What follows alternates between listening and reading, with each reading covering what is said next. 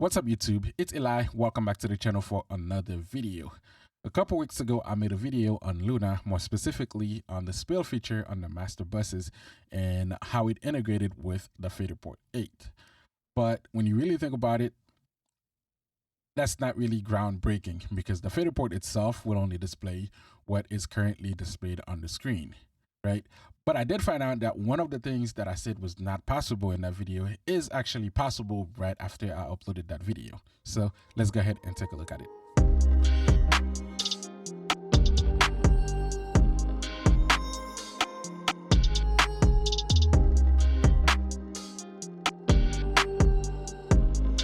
So just a little recap on last week's video. Basically, when you're working with Luna and you have buses, it has an amazing feature called the spill feature, right? If you look at all the buses, you will see spill. What happens when you hit on the spill feature? Basically, it brings into focus everything that is routed to that specific track.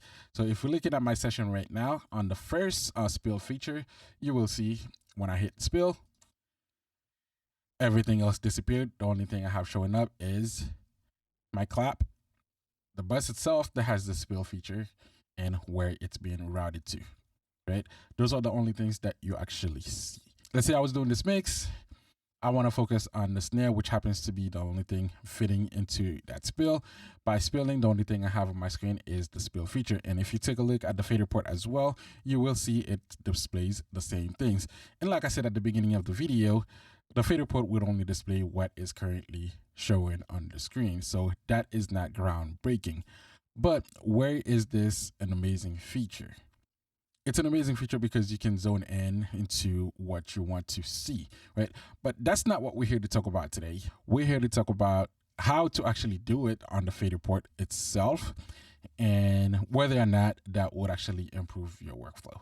The way that I showed you guys how to do it in last week's video is basically you find a group that you want, like for example, my drums, spill, and all the drums are in focus. Now I can solo the drums and focus specifically on the drums. When I'm done with that, I can move on to the next section.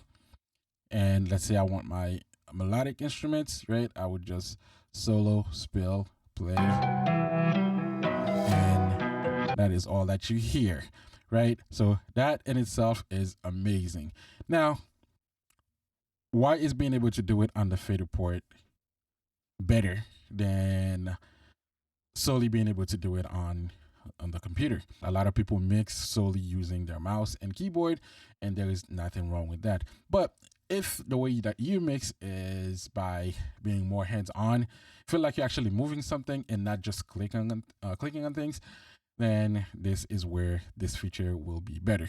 Will it make your workflow faster? Will it improve your workflow? Probably not, but it will allow you to focus in exactly on what you are doing and focus on mixing more on what you're hearing versus what you're seeing. The workflow itself is no different than being able to do everything using your mouse and keyboard, right? The way it basically works is you find what you want, right?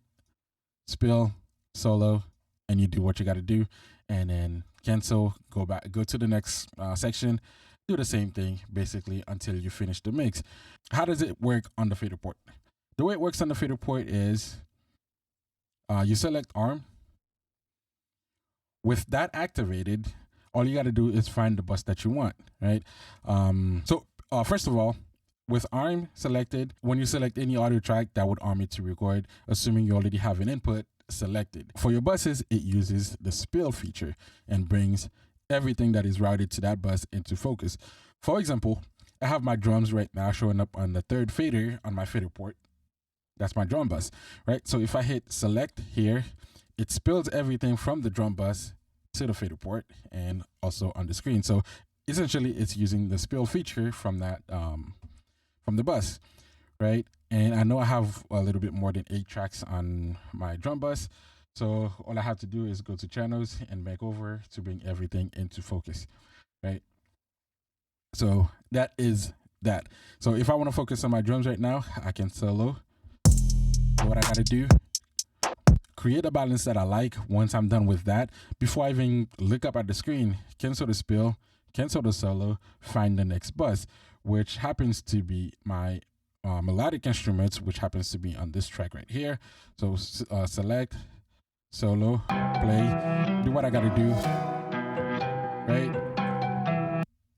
And I'm basically done. Now I would do that for the entire mixing session until I create a good balance with everything, essentially, right? Let's say you finish mixing all those different sections and now you need to balance them together. So your drums, your melodic instruments, and your vocals together, right? So all you gotta do now is, while you still have the track playing, right? You haven't even looked at your screen yet.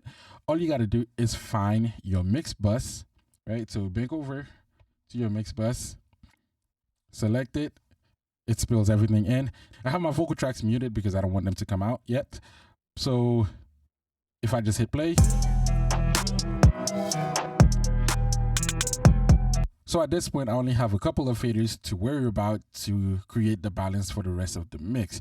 Just like I would be doing if I was using my keyboard and mouse. The only difference is I got to this stage without even looking up at my screen, which in my opinion so far, it has helped me achieve a balanced mix way faster than if I was using my keyboard and mouse. At least for me, that has been the experience so far. But what do you guys think? Do you think that you actually will be able to mix faster using the Faderport and the spill feature in Luna to be able to focus on what you want to do? Or do you think that it's useless and you'll continue mixing without using the spill feature or the Faderport? Let me know what you think. All right, so that is it for this video. If you found it to be useful, make sure to drop a like and comment down below to show your support to this channel. And if you're new, don't forget to hit on the subscribe button and turn on the notification for more videos like this. I'll see you guys next time in the next video.